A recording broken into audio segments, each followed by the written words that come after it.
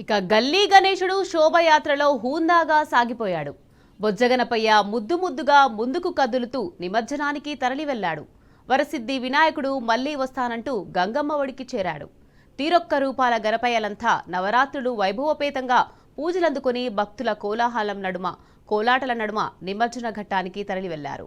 ఇక నిమజ్జనోత్సవం సందర్భంగా భాగ్యనగరం అంతా సందడి సందడిగా మారిపోయింది.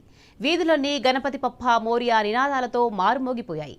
గల్లీలన్నీ గణనాథుల భక్తి గీతాలతో దద్దరిల్లాయి.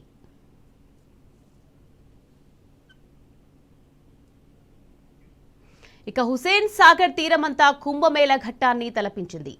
సాగర్ చుట్టూ భక్తులు అశేషంగా నిండిపోయారు.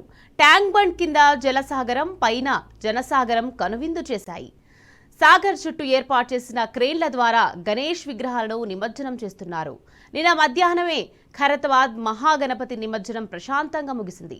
లక్షలాదిగా తరలి వచ్చిన భక్తులు బడా గణేష్ నిమజ్జనాన్ని చూసి పులకించిపోయారు. గణేష్ నిమజ్జనం చూడాలంటే హైదరాబాదే. నగరంలో జరిగే నిమజ్జనాన్ని చూడడానికి ప్రత్యేకంగా ఇతర ప్రాంతాల నుంచి జనం వస్తారంటే అతిశయోక్తిలే కాదు. ఈసారి కూడా గణేష్ నిమజ్జనానికి జనం పోటెత్తారు. నగరమంతా భక్తులతో కోలాహలంగా మారింది. భాగ్యనగరమంతా ఇలా వైకుంఠాన్ని తలపించింది.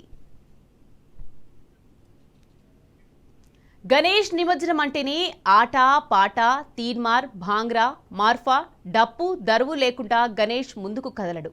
ఇక కోలాటం గురించి ప్రత్యేకంగా చెప్పాల్సిన పని లేదు.